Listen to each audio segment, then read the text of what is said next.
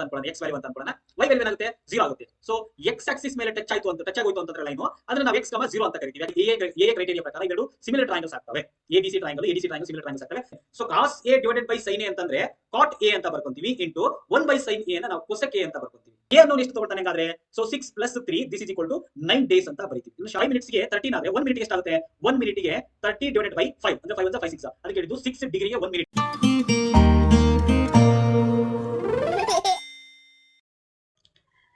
Hello hi, welcome back to my channel. Last ವಿಡಿಯೋದಲ್ಲಿ ನಾವು maths preparatory exam ದ key answer ನೋಡ್ತಾ ಇದ್ವಿ. ಲಾಸ್ಟ್ 2 ವಿಡಿಯೋಸ್ ನಲ್ಲಿ ನಾವು MCQ ಕ್ವೆಶ್ಚನ್ ಮತ್ತೆ 1 ಮಾರ್ಕ್ ಕ್ವೆಶ್ಚನ್ ಅನ್ನ ಪಾರ್ಟ್ 1 ಅಲ್ಲಿ ನೋಡಿದ್ವಿ. ಪಾರ್ಟ್ 2 ನಲ್ಲಿ ನಾವು 2 ಮಾರ್ಕ್ಸ್ ಕ್ವೆಶ್ಚನ್ಸ್ ಅನ್ನ ನೋಡಿದ್ವಿ. ಈ ವಿಡಿಯೋದಲ್ಲಿ ನಾವು 3 ಮಾರ್ಕ್ಸ್ ಕ್ವೆಶ್ಚನ್ಸ್ ಅನ್ನ ಪಾರ್ಟ್ 3 ಆಗಿ ನೋಡ್ತಾ ಹೋಗೋಣ. ವಿತ್ ಸೊಲ್ಯೂಷನ್ಸ್ ಅನ್ನ ನಾನು ಎಕ್ಸ್ಪ್ಲೈನ್ ಮಾಡ್ತಾ ಹೋಗ್ತೀನಿ. ಈ ವಿಡಿಯೋದಲ್ಲಿ ನೀವು ಜಸ್ಟ್ ಅಪ್ಲೈಡ್ ಕ್ವೆಶ್ಚನ್ಸ್ ಅನ್ನ ಮಾತ್ರ ನಾನು ಎಕ್ಸ್ಪ್ಲೈನ್ ಮಾಡ್ತಾ ಹೋಗಿರೋದ್ರಿಂದ ಸಿಂಪಲ್ ಆಗಿರ್ತಕ್ಕಂಥ ಕ್ವೆಶ್ಚನ್ಸ್ ಗಳನ್ನ ಸ್ಕಿಪ್ ಮಾಡ್ತಾ ಹೋಗಿದ್ದೀನಿ. ವಿಡಿಯೋವನ್ನ ಕೊನೆವರೆಗೂ ನೋಡಿ, ಡೀಟೇಲ್ ಆಗಿ ಅರ್ಥ ಮಾಡ್ಕೊಳ್ಳಿ, ಮತ್ತೆ ನಿಮ್ಮ ಫ್ರೆಂಡ್ಸ್ ಯಾರಾದ್ರೂ ಇದ್ರೆ ಶೇರ್ ಮಾಡ್ರಿ. ಹಾಗೆ ಚಾನಲ್ಗೆ ಯಾರಾದ್ರೂ ಹೊಸಬ್ರು ಇದ್ದೆ ಅಂತಂದ್ರೆ ಚಾನಲ್ ಅನ್ನು ಸಬ್ಸ್ಕ್ರೈಬ್ ಮಾಡ್ಕೊಳ್ರಿ ಅಂತ ಹೇಳ್ತಾ ವಿಡಿಯೋವನ್ನ ಈಗ ಕ್ವೆಶ್ಚನ್ ನಂಬರ್ 25 ಇಂದ ನೋಡ್ತಾ ಹೋಗ್ಬೇಕು. 3 ಮಾರ್ಕ್ಸ್ ಕ್ವೆಶ್ಚನ್ಸ್ ಅನ್ನ. ಈ 25th ಕ್ವೆಶ್ಚನ್ ಈ ತರ ಇದೆ ನೋಡಿ. Find the zeros of the polynomial x square minus 2x minus 8 and verify the relationship between zeros and the coefficient. ಇದು ಸಿಂಪಲ್ ಕ್ವೆಶ್ಚನ್ ಆಗಿರೋದ್ರಿಂದ ಪ್ರಾಬ್ಲಮ್ ಅನ್ನ ಸ್ಕಿಪ್ ಮಾಡ್ತೀನಿ. ಹಾಗೆ ಇದಕ್ಕೆ ಇಂಟರ್ನಲ್ ಚಾಯ್ಸ್ ಕೊಟ್ಟಿದ್ದಾರೆ. ಒಂದು product of sum and product of the zeros 7 and 12 respectively. Find the zeros of the polynomial ಅಂತ ಕೊಟ್ಟಿದ್ದಾರೆ. ಸಿಂಪಲ್ ಕ್ವೆಶ್ಚನ್, ಹಾಗಾಗಿ ಇದನ್ನ ನಾನು ಸ್ಕಿಪ್ ಮಾಡ್ತೀನಿ. ನೆಕ್ಸ್ಟ್ 26th ಕ್ವೆಶ್ಚನ್ ಏನಿದೆಯಲ್ಲ, ಇದು ಥಿಯರಮ್. ನಿಮ್ಗೆ ಗೊತ್ತೇ ಇದೆ, ನೀವು ಸಿಂಪಲ್ ಆಗಿರ್ತಕ್ಕಂಥ ಕ್ವೆಶ್ಚನ್ಸ್ ಅನ್ನ ಮಾಡಿರ್ತೀರಿ, ಥಿಯರಮ್ ಅನ್ನ ಕೂಡ ಎಲ್ಲ ಬರ್ದಿರ್ತೀರಿ. ಸಿಂಪಲ್ ಕ್ವೆಶ್ಚನ್ ಆಗಿರೋದ್ರಿಂದ ಇದನ್ನು ಸ್ಕಿಪ್ ಮಾಡ್ತೀನಿ.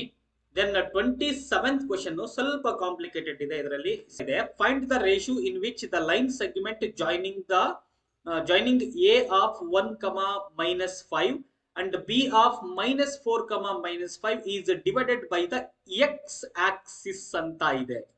And also find the coordinates of the point of division ಅಂತ ಕೇಳಿದ್ದಾರೆ. ಸೊ ಇಲ್ಲಿ ನಾವು ರೇಷಿಯೋ, ಇಂಡೈರೆಕ್ಟ್ ಆಗಿ ರೇಷಿಯೋ ಕೇಳಿದ್ದಾರೆ. ಅಂದ್ರೆ m1:m2 ವ್ಯಾಲ್ಯೂ ಅನ್ನ ಫೈಂಡ್ ಔಟ್ ಮಾಡ್ಬೇಕು. ಅಫ್ಕೋರ್ಸ್ ಇಲ್ಲಿದೆ, ನಾನು ಅದು ಆಮೇಲೆ ಹೆಂಗ್ ಬಂತು ಅಂತ ಹೇಳ್ತೀನಿ.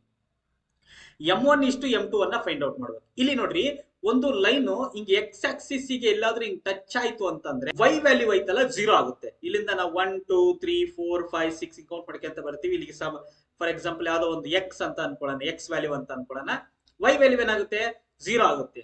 ಸೊ ಎಕ್ಸ್ ಆಕ್ಸಿಸ್ ಮೇಲೆ ಟಚ್ ಆಗೋಯ್ತು ಅಂತಂದ್ರೆ ಲೈನು, ಅದನ್ನ ನಾವು x, 0 ಅಂತ ಕರಿತೀವಿ. ಯಾಕೆ ಅಂತಂದ್ರೆ y ವ್ಯಾಲ್ಯೂ 0 ಆಗುತ್ತೆ. ಸೊ ಇಲ್ಲಿ ನಾವು ಈ ಪಾಯಿಂಟ್ ಅನ್ನ ನಾವು x, 0 ಅಂತ ತಗೋಬೇಕು, ಆ ಒಂದು ಪಾಯಿಂಟ್ ಅನ್ನ. ಅಂಡ್ 2 ಪಾಯಿಂಟ್ಸ್ ಗಳನ್ನ ಕೊಟ್ಟಿದ್ದಾರೆ. ಇದು x1 y1 ಅಂತ ಕೊಟ್ಟಿದ್ದಾರೆ, ಅಂಡ್ x2 y2 ಅಂತ ನಾವು ಬರ್ಕೊಂತೀವಿ. ಇದನ್ನ ನಿಮಗೆ ಗೊತ್ತೇ ಇದೆ, ಕೋಆರ್ಡಿನೇಟ್ ಏನು ಸೆಕ್ಷನ್ ಫಾರ್ಮುಲಾದಲ್ಲಿ ಬರ್ಕೊಂತೀರಿ ನೀವು. ಸೆಕ್ಷನ್ ಫಾರ್ಮುಲಾದಲ್ಲಿ ಸಬ್ಸ್ಟಿಟ್ಯೂಟ್ ಮಾಡಿದಾಗ ಅದು m1x2 + m2x1 divided by m1 + m2. ಕೆಲವೊಂದು ನಾನು ಸ್ಕಿಪ್ ಮಾಡ್ತಾ ಹೋಗ್ತೀನಿ, ಅಂದ್ರೆ ಡೈರೆಕ್ಟ್ ಆಗಿ ಬರೀತಾ ಹೋಗ್ತೀನಿ, ನೀವು ಸ್ವಲ್ಪ ಅರ್ಥ ಮಾಡ್ಕೊಳ್ಳಿದ್ರಾಗ. m1 ವ್ಯಾಲ್ಯೂ ಗೊತ್ತಿಲ್ಲ ನಮ್ಗೆ, m1 ಮತ್ತೆ m1 x2 ವ್ಯಾಲ್ಯೂ ಏನಾಗುತ್ತೆ ಅಂದ್ರೆ ಇಲ್ಲಿ -4 ಐತೆ, -4 ಅಂತ ಬರೀತೀನಿ. ಅಂಡ್ ಪ್ಲಸ್ m2 ವ್ಯಾಲ್ಯೂ ಗೊತ್ತಿಲ್ಲ, ಅದನ್ನು ಕೂಡ ಹಂಗೆ ಬರ್ಕೋಬೇಕು. m2 ವ್ಯಾಲ್ಯೂ m1x2 + m2x1 ಅಂತಂದ್ರೆ ಇದ್ರ ವ್ಯಾಲ್ಯೂ 1 ಆಗುತ್ತೆ. 1 ಅನ್ನ ಇಲ್ಲಿ ಬರೆಯೋಣ. So whole divided by m1 + m2 this is equal to, ನಮಗೆ ಗೊತ್ತಿಲ್ಲ, ಇದನ್ನ x ಅಂತ ಬರ್ಕೊಳ್ಳೋದು. x ಡೈರೆಕ್ಟ್ ಆಗಿ ಬರ್ಕೋತೀನಿ ಈ ಪಾಯಿಂಟ್ ಅನ್ನ. ಸೊ ಇದು ಈಕ್ವೇಶನ್ ನಂಬರ್ 1. ಅದೇ ತರ ಇನ್ನೊಂದು m1y2 this is equal to ಏನಾಗುತ್ತೆ, ಇದು 0 ಅಂತ ಬರ್ಕೊಂತೀವಿ. ಇದು ಕೆಳಗಡೆ ಡಿವೈಡೆಡ್ ಬೈ m1 + m2 ಅಂತ ಐತೆ, ಈ ತರ ಬರ್ಕೊಂತೀವಿ. m1y2 ವ್ಯಾಲ್ಯೂ ಎಷ್ಟಾಗುತ್ತೆ +5 ಅಂತ ಐತೆ, +5 ಬರ್ಕೊಳ್ಳೋಣ. ಅಂಡ್ m2 ವ್ಯಾಲ್ಯೂ ಗೊತ್ತಿಲ್ಲ ನಮ್ಗೆ, ಹಂಗೆ ಬರ್ಕೊಳ್ತೀವಿ. y1 ವ್ಯಾಲ್ಯೂ ಮೈನಸ್ ಐತೆ, ಮೈನಸ್ ಬರ್ಕೊಳ್ಳೋಣ. ಇದು ಈ ಕಡೆ ಕ್ರಾಸ್ ಮಲ್ಟಿಪ್ಲಿಕೇಶನ್ ಆಗಿ 0 ಆಗಿ ಹೋಗ್ಬಿಡುತ್ತೆ. ಅಂದ್ರೆ 5 × m1 ಅಂತಂದ್ರೆ 5m1 ಅಂತ ಬರೀತೀವಿ.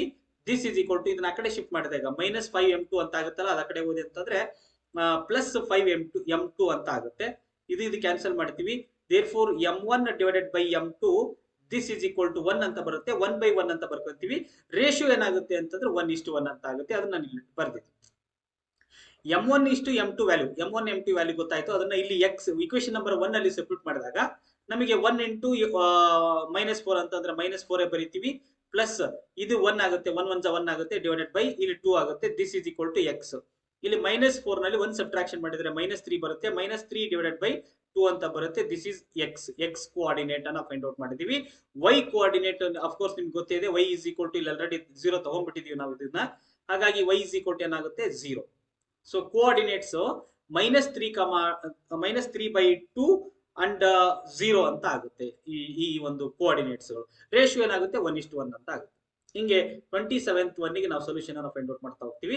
ಇಲ್ಲಿ 28th ಕ್ವಶನ್, ಸಾರಿ 28th ಕ್ವಶನ್ ಇದೆಯಲ್ಲ, ಇಲ್ಲಿ ನೋಡಿ ಒಂದು ಟ್ರಯಾಂಗಲ್ ಕೊಟ್ಟಿದ್ದಾರೆ. ಈ ಟ್ರಯಾಂಗಲ್ ನಲ್ಲಿ ADC is equal to BAC ಅಂತ ಕೊಟ್ಟಿದ್ದಾರೆ.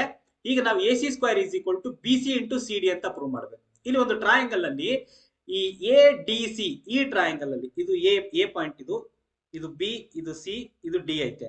ಅಂದ್ರೆ BAC ಅನ್ನೋ ಈ ಆಂಗಲ್ಗೆ, ಸಪೋಸ್ ಈ ಆಂಗಲ್ಗೆ BAC ಅನ್ನೋ ಈ ಆಂಗಲ್ಗೆ ADC ಅನ್ನೋದು ಪ್ರೂವ್ ಆಗುತ್ತೆ, ಅಂದ್ರೆ ಈಕ್ವಲ್ ಆಗುತ್ತೆ. ADC ಇವೆರಡು ಆಂಗಲ್ ಈಕ್ವಲ್ ಆಗಿದೆ. ಇದು ನಾನು ಸಪರೇಟ್ ಆಗಿ ನಿಮ್ಗೆ ಒಂದು ಟ್ರಯಾಂಗಲ್ ಬರೆದ್ಬಿಟ್ಟು ತೋರಿಸ್ತೀನಿ. ಸೊ ಇದು ದೊಡ್ಡ ಟ್ರಯಾಂಗಲ್, ಸ್ಟಾರ್ಟಿಂಗ್ ಇದು, this is A, this is B, this is C. ಇದು ಈ ಟ್ರಯಾಂಗಲ್. ಇಲ್ಲಿ ಎಗೆ ಅಂದ್ರೆ ಈ BAC ಗೆ ಎಗೆ D ಅನ್ನೋದು ಈಕ್ವಲ್ ಆಗುತ್ತೆ. ಇದನ್ನ ನಾನು ಕ್ರಾಸ್ ಮಾಡಿ ತೋರಿಸ್ತೀನಿ ನಿಮ್ಗೆ. ಇದನ್ನ ಯಾವ ಟ್ರಯಾಂಗಲ್ ಅಂತಂದ್ರೆ ಇನ್ನೊಂದು ಈ ADC ಅನ್ನೋ ಈ ಟ್ರಯಾಂಗಲ್ ಐತಲ್ಲ, ಡಿಗೆ ಎಗೆ D ಈಕ್ವಲ್ ಅಂತ ಅವ್ರು ತೋರಿಸಿರೋದ್ರಿಂದ ಎ ಹತ್ರ D ಅಂತ ಈಕ್ವಲ್ ಅಂತ ಬರೀತೀನಿ. ದೆನ್ ಇಲ್ಲಿ C ಗೆ C ಕಾಮನ್ ಆಗಿರುತ್ತೆ. ಈ ಟ್ರಯಾಂಗಲ್ ಐತಲ್ಲ, ಇದನ್ನ ಕಟ್ ಮಾಡಿ ಹೊರಗಡೆ ತೆಗೆದೆ ಅಂತಂದ್ರೆ ಇದನ್ನ ADC ಅನ್ನೋ ಒಂದು ಟ್ರಯಾಂಗಲ್ ಅನ್ನ ಹೊರಗಡೆ ತೆಗೆದು D ಅನ್ನೋದು ಇಲ್ಲಿ ಹೋಗುತ್ತೆ, C ಅನ್ನೋದು ಈ ಕಡೆ ಬರುತ್ತೆ, ಈ A ಅನ್ನೋದು ಕೆಳಗಡೆ ಬರುತ್ತೆ. ಈ ಎಗೆ ಇದು ಇನ್ನೊಂದು ಸಣ್ಣ ಎ ಐತಲ್ಲ, ಇದು ಈ ಆಂಗಲ್ ಇಲ್ಲಿ ಕೆಳಗಡೆ ಬರುತ್ತೆ. ಇದು A ಅಂದ್ರೆ ಈ ಕಡೆ ಬರುತ್ತೆ. ಸೊ ಈ ತರ ನಮಗೆ ಎರಡು ಟ್ರಯಾಂಗಲ್ಸ್ ಕಾಣಿಸ್ತಿದಾವೆ. ಅವರೇ ಹೇಳಿದಂಗೆ BAC ಈ ಆಂಗಲ್ಗೆ ADC ಅನ್ನೋದು ಈಕ್ವಲ್ ಆಗಿದೆ ಅಂತ ಇಲ್ಲಿ ತೋರಿಸಿದ್ದಾರೆ. ಸೊ ಈ ಒಂದು ಆಂಗಲ್ ಈಕ್ವಲ್ ಆಯ್ತು, ಒನ್ ಆಂಗಲ್ A. ನೆಕ್ಸ್ಟ್ ಇನ್ನೊಂದು angle C is equal to angle C common. So ಎರಡು ಆಂಗಲ್ಸ್ ಈಕ್ವಲ್ ಆದವು. ಬೈ ಎ ಕ್ರೈಟೇರಿಯಾ ಪ್ರಕಾರ ಇವೆರಡು ಸಿಮಿಲರ್ ಟ್ರಯಾಂಗಲ್ಸ್ ಆಗ್ತವೆ. ABC triangle, ADC triangle similar triangles ಆಗ್ತವೆ. ಅವಾಗ ನಾವು ಕರೆಸ್ಪಾಂಡಿಂಗ್ ಸೈಡ್ ಅನ್ನು ತಗೊಳ್ತೀವಿ. ಈಗ ಕರೆಸ್ಪಾಂಡಿಂಗ್ ಸೈಡ್ ಆಫ್ AC ಗೆ ಕರೆಸ್ಪಾಂಡಿಂಗ್ ಸೈಡ್ DC ಆಗುತ್ತೆ. ಸೊ ಇದನ್ನ ಇಲ್ಲೇ ಬರೆಯೋದು, AC ಡಿವೈಡೆಡ್ ಬೈ DC ಅಂತ ಬರೀತೀವಿ. ದಿಸ್ ಇಸ್ ಈಕ್ವಲ್ ಟು, ಇವಾಗ BC ಸೈಡ್ ಗೆ ಕರೆಸ್ಪಾಂಡಿಂಗ್ ಸೈಡ್ ಯಾವುದು AC, ಅದನ್ನ ಇಲ್ಲಿ ಬರೆಯೋದು BC ಡಿವೈಡೆಡ್ ಬೈ AC ಅಂತ ಇಲ್ಲಿ ಬರೆಯೋದು. ಇದನ್ನ ಕ್ರಾಸ್ ಮಲ್ಟಿಪ್ಲಿಕೇಶನ್ ಮಾಡಿದಾಗ AC into AC square is equal to BC into DC ಅಂತಂದ್ರೆ BC ಇಂಟು DC ಅಂತ ಬರೀತೀವಿ. ನಮಗೆ ಬೇಕಾಗಿರೋದೇ ಅದು. ಇದನ್ನ ಪ್ರೂವ್ ಮಾಡ್ರಿ ಅಂತ ಕೇಳಿದ್ರು. Therefore AC square is equal to BC into DC ಅಂತ ಪ್ರೂವ್ ಮಾಡಿದ್ವಿ. ಹೆನ್ಸ್ ದ ಪ್ರೂಫ್ ಅಂತ ಬರ್ತಂದ್ರೆ ಆಗುತ್ತೆ. ಸಿಂಪಲ್ ಆಗಿರುತ್ತೆ. ಇದನ್ನ ಸ್ವಲ್ಪ ಅರ್ಥ ಮಾಡ್ಕೊಳ್ಳೋದ್ರ ಮೇಲೆ ಡಿಪೆಂಡ್ ಆಗುತ್ತೆ ಅಷ್ಟೇ. ಸೊ ಕ್ವಶನ್ ನಂಬರ್ 28 ಮುಗಿತು. ದೆನ್ ಕ್ವಶನ್ ನಂಬರ್ 29 ಇದೆಯಲ್ಲ, ಇದು ಪ್ರೂವ್ ದಟ್ ಅಂತ ಕೇಳಿದಾರೆ ನೋಡ್ರಿ. ಇದನ್ನ ಲಾಸ್ಟ್ ಒಂದು ವಿಡಿಯೋದಲ್ಲಿ ನಿಮ್ಗೆ ಇದ್ರ ಬಗ್ಗೆ ಹೇಳಿದ್ದೆ. ಕೊಸೆಕ್ ಇದ್ರ ಬಗ್ಗೆ ಹೇಳಿದ್ದೆ ನಿಮ್ಗೆ. Prove that cosec A minus sine A into tan A plus cot A is equal to cot A into cosec A ಅಂತ ಪ್ರೂವ್ ಮಾಡ್ರಿ ಅಂತ ಕ್ವಶನ್ ಕೇಳಿದ್ದಾರೆ. ನಿಮಗೆ ಯಾವುದೇ ಪ್ರಾಬ್ಲಮ್ ಅನ್ನ ಕೊಡ್ಲಿ, ಟ್ರಿಗೊನೋಮೆಟ್ರಿನಲ್ಲಿ ಪ್ರೂವ್ ದಟ್ಟು, ಶೋ ದಟ್ಟು, ಯಾವುದೇ ಪ್ರಾಬ್ಲಮ್ ಕೊಡ್ಲಿ, ನೀವೇನ್ ಮಾಡ್ಬೇಕು ಅಂತಂದ್ರೆ ಈ ಕೊಸೆಕ್ಕು, ಸೀಕೆಂಟು, ಟ್ಯಾನು, ಕಾಟು ಇರ್ತಕ್ಕಂಥವು ಇನ್ ಟರ್ಮ್ಸ್ ಆಫ್ ಸೈನ್ ಮತ್ತೆ ಕಾಸ್ ಬರ್ಕೊಂಡ್ರೆ ನಿಮಗೆ ಬಹಳ ಹೆಲ್ಪ್ ಆಗುತ್ತೆ. ಅಂದ್ರೆ ಸಾಲ್ವ್ ಮಾಡ್ಬೋದು, ಈಸಿಯಾಗಿ ಸಾಲ್ವ್ ಮಾಡ್ಬೋದು. ನೋಡ್ರಿ ಇಲ್ಲಿ ಕೊಟ್ಟಿರ್ತಕ್ಕಂಥದ್ದು cosec A minus sine A ಅಂತ ಕೊಟ್ಟಿದ್ದಾರೆ ಸ್ಟಾರ್ಟಿಂಗ್. ಕೊಸೆಕ್ ಅನ್ನ ನಾವು 1/sin ಅಂತ ಬರ್ಕೋಬಹುದಲ್ಲ, ಮೈನಸ್ ಐತೆ ಮೈನಸ್ ಹಂಗೆ ಬರ್ಕೊಳ್ಳೋಣ. ಸೈನ್ A ಹಂಗೆ ಇರ್ಲಿ, ಇನ್ ಟರ್ಮ್ಸ್ ಆಫ್ ಸೈನ್ A ಮತ್ತೆ ಕಾಸ್ A ನಲ್ಲೇ ಇರ್ಲಿ, ಬೇಗ ಸಿಂಪ್ಲಿಫೈ ಮಾಡ್ಬಿಡ್ಬೋದು. ದೆನ್ ಅವಾಗಲೇ ಹೇಳಿದಂಗೆ ಟ್ಯಾನ್ A ಅನ್ನ ನಾವು sine A divided by cos A ಅಂತ ಹಿಂಗ್ ಬರ್ಕೋಬಹುದು. ಪ್ಲಸ್ ಕಾಟ್ A ಅನ್ನ ನಾವು cos A divided by sine A ಅಂತ ಬರ್ಕೋಬಹುದು. ಸೊ ಈಗ ನೋಡ್ರಿ, ಸಿಂಪ್ಲಿಫೈ ಮಾಡ್ರಿ. ಇಲ್ಲಿ ಕೆಳಗಡೆ 1 ಇರುತ್ತೆ, ಕ್ರಾಸ್ ಮಲ್ಟಿಪ್ಲಿಕೇಶನ್ ಮಾಡ್ರಿ. 1 1 1 ಅಥವಾ LCM ತಗೊಂಡ್ ಮಾಡ್ರಿ. ಇದನ್ನ 1 ಮೈನಸ್ ಸೈನ್ ಸ್ಕ್ವಯರ್ A ಅಂತ ಬರ್ತದೆ ಇದು ನ್ಯೂಮರೇಟರ್ ನಲ್ಲಿ. ಡಿನಾಮಿನೇಟರ್ ನಲ್ಲಿ ಸೈನ್ A ಹಂಗೆ ಉಳಿಯುತ್ತೆ. ಸೊ ಇಂಟು ಇಲ್ಲಿ ಇದನ್ನು ಕೂಡ ಕ್ರಾಸ್ ಮಲ್ಟಿಪ್ಲಿಕೇಶನ್ ಮಾಡ್ಕೊಂಡು ಅಥವಾ LCM ತಗೊಂಡ್ ಮಾಡ್ರಿ. ಇದನ್ನ sine into sine, sine square ಅಂತ ಆಗುತ್ತೆ. Sine square A plus cos square A divided by sine A into cos A ಅಂತ ಬರ್ತದೆ. ನಿಮಗೆ ಗೊತ್ತೇ ಇದೆ, this is equal to 1 minus cos square ಅನ್ನು ನಾವು sine square, sorry 1 minus sine square ಅನ್ನು ನಾವು ಕಾಸ್ ಸ್ಕ್ವಯರ್ A ಅಂತ ಬರ್ಕೋಬಹುದು. ಯಾಕೆ ಅಂತಂದ್ರೆ ನಮಗೆ ಗೊತ್ತಿದೆಯಲ್ಲ, sine square theta plus cos square theta is equal to 1 ಅಂತ ಗೊತ್ತಿದೆ. ಇಲ್ಲಿ 1 ಮೈನಸ್ ಸೈನ್ ಸ್ಕ್ವೇರ್ ಅಂತಂದ್ರೆ ಈ ಸೈನ್ ಸ್ಕ್ವೇರ್ ಅನ್ನ ಆ ಕಡೆ ಕಳಿಸ್ಬಿಟ್ಟೆ ಅಂತಂದ್ರೆ ನಮಗೆ ಕಾಸ್ ಸ್ಕ್ವೇರ್ ಥೀಟಾ ಇಲ್ಲೇ ಉಳ್ಕೊಂತತಿ 1 ಮೈನಸ್ ಸೈನ್ ಸ್ಕ್ವೇರ್ ಥೀಟಾ ಅಂತ ಆಗುತ್ತೆ. ಅಂದ್ರೆ ಎಲ್ಲೆಲ್ಲಿ 1 ಮೈನಸ್ ಸೈನ್ ಸ್ಕ್ವೇರ್ ಥೀಟಾ ಇರ್ತದೋ ಅಲ್ಲಿ ನಾವು ಕಾಸ್ ಸ್ಕ್ವೇರ್ ಥೀಟಾ ಹಾಕ್ಬೋದು. ಸೊ ಇಲ್ಲಿ 1 ಮೈನಸ್ ಸೈನ್ ಸ್ಕ್ವೇರ್ ಅಂತಂದ್ರೆ ಕಾಸ್ ಸ್ಕ್ವೇರ್ ಆಗುತ್ತೆ. ದಿಸ್ ಕಾಸ್ ಸ್ಕ್ವೇರ್ ಅನ್ನ ಹಂಗೆ ಬರ್ಕೊಂಡು ಕೆಳಗಡೆ ಸೈನ್ ಎ ಅಂತ ಇದನ್ನ ಬರ್ಕೊಳ್ತೀವಿ ಇಂಟು ಇಲ್ಲಿ sine square theta plus cos square theta value ಐತಲ್ಲ ಇದು 1 ಡಿವೈಡೆಡ್ ಬೈ ಕೆಳಗಡೆ sine A into cos A ಅಂತ ಬರೀತೀವಿ. This is equal to sine A into cos A. And ಇಲ್ಲಿ ಈ ಕಾಸ್ ಮತ್ತೆ ಕಾಸ್ ಕ್ಯಾನ್ಸಲ್ ಆಗುತ್ತೆ. ಕಾಸ್ ಥೀಟಾ ಗೆಟ್ ಕ್ಯಾನ್ಸಲ್. ಅಂಡ್ ಕೆಳಗಡೆ ಇಲ್ಲಿ ಕಾಸ್ ಬೈ ಸೈನ್ ಮಾತ್ರ ಉಳ್ಕೊಂತೀವಿ. Cos A divided by sine A ಮಾತ್ರ ಉಳ್ಕೊಂಡಿದೆ ಇಂಟು ಇಲ್ಲಿ 1 ಬೈ ಸೈನ್ ಎ ಉಳ್ಕೊಂಡಿದೆ. 1 by sine A. So cos A divided by sine A ಅಂತಂದ್ರೆ ಕಾಟ್ ಎ ಅಂತ ಬರ್ಕೊಂತೀವಿ ಇಂಟು 1 ಬೈ ಸೈನ್ ಎ ನ ನಾವು ಕೊಸೆಕ್ ಎ ಅಂತ ಬರ್ಕೊಂತೀವಿ. Cosec A. ಸೊ ಇವಾಗ ನಾವು ಪ್ರೂವ್ ಮಾಡಿದ್ವಲ್ಲ, ನಮ್ಗೆ ಪ್ರೂವ್ ಮಾಡಬೇಕಾಗಿದ್ದು ಇದೆ cot A into cosec A ಅಂತ ಪ್ರೂವ್ ಮಾಡಬೇಕಾಗಿತ್ತು. ಹಾಗಾಗಿ cot A into cosec A ಅಂತ ಪ್ರೂವ್ ಮಾಡಿದ್ವಿ. ಸೊ ಇದಕ್ಕೆ 6 ಕ್ವಶನ್ ಬೇರೆ ಕೊಟ್ಟಿದ್ದಾರೆ. ಇಲ್ಲಿ ಕೊಟ್ಟಿರ್ತಕ್ಕಂಥದ್ದು sine theta divided by 1 minus cos theta plus tan theta divided by 1 plus cos theta ಇದನ್ನ ತಗೊಂಡು cot theta plus secant theta into cosecant theta ಅಂತ ಪ್ರೂವ್ ಮಾಡಬೇಕಾಗಿತ್ತು. ಇಲ್ಲಿ ಏನಿಲ್ಲ, ನೀವು ಸಿಂಪ್ಲಿಫೈ ಮಾಡ್ತಾ ಹೋದ್ರೆ ಗೊತ್ತಾಗುತ್ತೆ. ಇವೆರಡು ಹಿಂಗ್ ಕ್ರಾಸ್ ಮಲ್ಟಿಪ್ಲಿಕೇಶನ್ ಮಾಡ್ಕೊಂತೀನಿ ನಾನು. ಇಲ್ಲಿ ಸೈನ್ ಥೀಟಾ ಹಂಗೆ ಮಲ್ಟಿಪ್ಲೈ ಮಾಡ್ಕೊಂಡು 1 ಪ್ಲಸ್ ಕಾಸ್ ಥೀಟಾವನ್ನ ಹಂಗೆ ಬರ್ಕೊಂತೀನಿ, ಇದನ್ನ ಮಲ್ಟಿಪ್ಲೈ ಮಾಡಿ. ಪ್ಲಸ್ ಅದೇ ತರ ಟ್ಯಾನ್ ಥೀಟಾವನ್ನ sine theta by cos theta ಅಂತ ಬರ್ಕೊಂತೀನಿ. Sine theta divided by cos theta and into ಅದನ್ನ ಕ್ರಾಸ್ ಮಲ್ಟಿಪ್ಲೈ ಮಾಡಿದೆ ಅಂದ್ರೆ 1 ಮೈನಸ್ ಕಾಸ್ ಥೀಟಾ ಅಂತ ಆಗುತ್ತೆ. ಓಲ್ ಡಿವೈಡೆಡ್ ಬೈ ಇಲ್ಲಿ ನೋಡ್ರಿ ಇದು ಇವೆರಡು ಮಲ್ಟಿಪ್ಲೈ ಮಾಡ್ಬೇಕಾಗಿತ್ತಲ್ಲ, ಕೆಳಗಡೆ 1 minus cos theta into 1 plus cos theta direct ಆಗಿ ಬರೀತೀನಿ ನಾನು.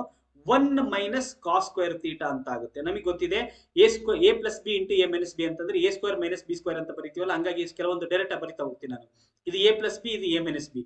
A plus B into A minus B ಅಂತಂದ್ರೆ A square minus B square ಅಂತ ಬರೀತೀವಲ್ಲ, ಹಂಗಾಗಿ ಎ ಸ್ಕ್ವೇರ್ ಅಂತಂದ್ರೆ 1 ಸ್ಕ್ವೇರ್ 1 ಅಂತ ಬರೀತೀನಿ ಅಂಡ್ ಬಿ ಸ್ಕ್ವೇರ್ ಅಂತಂದ್ರೆ ಕಾಸ್ ಸ್ಕ್ವೇರ್ ಆಗುತ್ತೆ. ಸೊ ಇದನ್ನ ಮತ್ತೆ ಸಿಂಪ್ಲಿಫೈ ಮಾಡಿದಾಗ ಅವಾಗಲೇ ನಾನು ತಗೊಂಡಿದ್ದೆ ನೋಡ್ರಿ ಇದನ್ನ 1 ಮೈನಸ್ ಕಾಸ್ ಸ್ಕ್ವೇರ್ ಥೀಟಾವನ್ನು ಏನಂತ ಬರೀಬಹುದು ಅಂತಂದ್ರೆ ಸೈನ್ ಸ್ಕ್ವೇರ್ ಥೀಟಾ ಅಂತ ಬರೀಬಹುದು. ಡೈರೆಕ್ಟ್ ಆಗಿ ಬರೀತೀನಿ. ಅವಾಗಲೇ ಹೇಳಿದ್ನಲ್ಲ sine square theta plus cos square theta is equal to 1. Sine square cos square ಆ ಕಡೆ ಕಳಿಸಿದೆ ಅಂತಂದ್ರೆ ಸೈನ್ ಸ್ಕ್ವೇರ್ ಥೀಟಾ ಬರುತ್ತೆ. So sine square theta is equal to 1 minus cos square theta ಅಂತ ಬರೀಬಹುದು. ಇಲ್ಲಿ ಇದರಿಂದ ಇಲ್ಲಿ ಏನಕ್ಕೆ ಡಿಫರೆನ್ಸ್ ಏನಾಗೋದಿಲ್ಲ, ಇದನ್ನ ಹಂಗೆ ಬರ್ಕೊಳ್ಳೋದು. ಇಲ್ಲಿ ಸೇಮ್ ಆಸ್ ಇಟ್ ಇಸ್ ಇದು ಸೈನ್ ಥೀಟಾ ಹಂಗೆ ಬರ್ಕೊಳ್ತೀವಿ into 1 plus cos theta plus ಇದನ್ನ sine theta divided by cos theta into 1 minus cos theta ಇದನ್ನ ಹಂಗೆ ಬರ್ಕೊಂಡಿವಿ. ಇಲ್ಲಿ ನೋಡ್ರಿ ಇದು ಓಲ್ ಡಿವೈಡೆಡ್ ಬೈ ಇತ್ತಲ್ಲ, ಈ ಸೈನ್ ಸ್ಕ್ವೇರ್ ಥೀಟಾ ಅನ್ನೋದು ಇದಕ್ಕೂ ಡಿವೈಡ್ ಆಗುತ್ತೆ, ಇದಕ್ಕೂ ಡಿವೈಡ್ ಆಗುತ್ತೆ. ಅದನ್ನ ಡಿವೈಡ್ ಮಾಡ್ಕೊಂಡೆ ಅಂತಂದ್ರೆ ಇಲ್ಲಿ 1 ಸೈನ್ ಕ್ಯಾನ್ಸಲ್ ಆಗುತ್ತೆ. ನ್ಯೂಮರೇಟರ್ ನಲ್ಲಿ 1 minus cos theta divided by sine theta ಅಂತ ಒಂದು ಉಳ್ಕೊಳ್ಳುತ್ತೆ. ಪ್ಲಸ್ ಇಲ್ಲಿ 1 ಸೈನ್ ಕ್ಯಾನ್ಸಲ್ ಆಗುತ್ತೆ. ಅಂದ್ರೆ 1 minus cos theta divided by ಇಲ್ಲಿ ಕೆಳಗಡೆ ಕಾಸ್ ಥೀಟಾ ಮಾತ್ರ ಉಳ್ಕೊಂಡಿದೆ whole divided by sine theta. 1 sine theta cancel ಆಗಿರುತ್ತೆ ಇವೆರಡರ ಮಧ್ಯೆ, ಇನ್ನು ಇದು ಸೈನ್ ಥೀಟಾ ಮಾತ್ರ ಉಳ್ಕೊಂತ. ಇಲ್ಲಿ ನೋಡ್ರಿ ಸೈನ್ ಥೀಟಾ ಅನ್ನೋದು ಎರಡಕ್ಕೂ ಬರುತ್ತೆ. ಇದನ್ನ ನಾವು ಡೈರೆಕ್ಟ್ ಆಗಿ ಹಿಂಗ ಈ ತರ ಕ್ರಾಸ್ ಮಲ್ಟಿಪ್ಲಿಕೇಶನ್ ಮಾಡ್ಕೊಂಡ್ಬಿಡೋಣ.